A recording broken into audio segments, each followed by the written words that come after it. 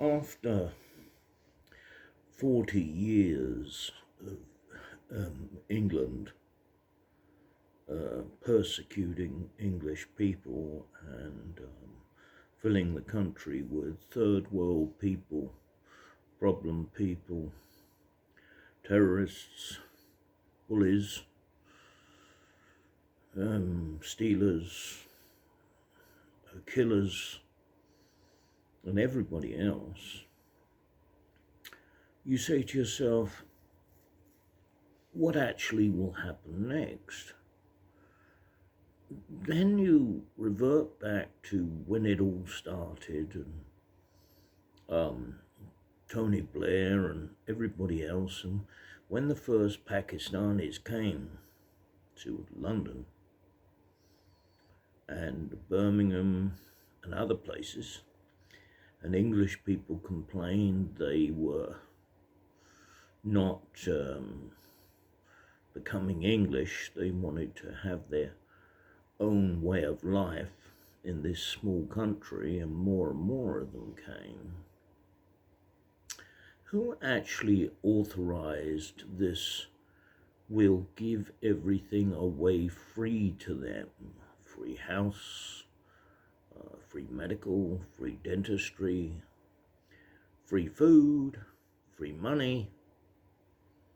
Now we have driving lessons. I don't know how they afford the gas to put in the car. Or maybe it's an electric car. Maybe they give them an electric car to use. It wouldn't surprise me. But you're spending millions and millions and millions of pounds per week on all these people, and you're giving the incentive for all the people in the world wanting to come to England to get a free handout on everything. You can't do that. You are bankrupt. You don't have any money. So what is if you stop the money, all the free stuff, all the motel rooms, all the medical, everything else, no one would come and millions would leave, and that solves your problem. Why wouldn't you want to do it? It's really weird. It's like traitors.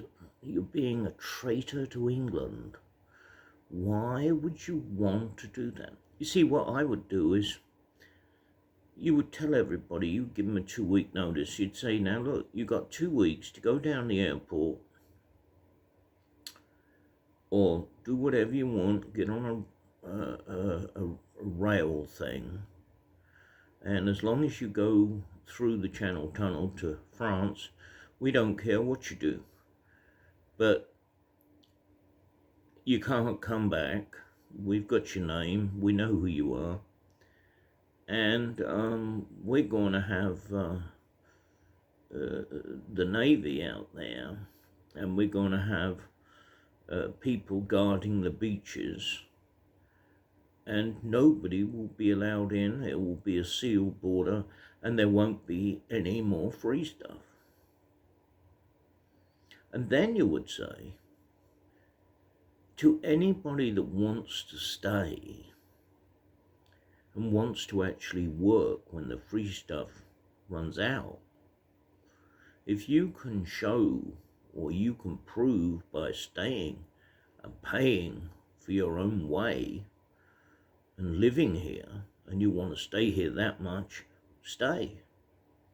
Because 95% of these people want free existence. There won't be anybody coming. 95% of everybody will leave. That 5% is what you want. They're going to be aggressive workers.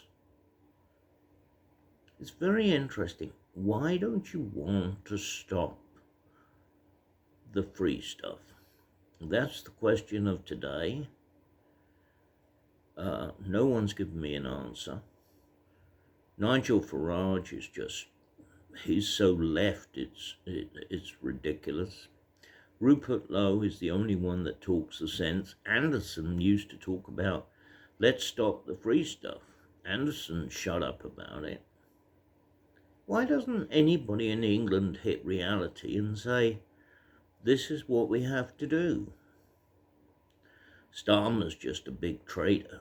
I mean, he's as anti-English as you could ever get. How he's allowed to stay there, I have no idea. Anyway, there it is. Stop the free stuff, and you won't have to build any houses. Who allowed houses to be built on beautiful farmland? You'll have to bring them down. You'll have to bring it back to farmland, because you'll need that for the food. You've got so many people to feed. Nothing to do with beauty or saving the wildlife.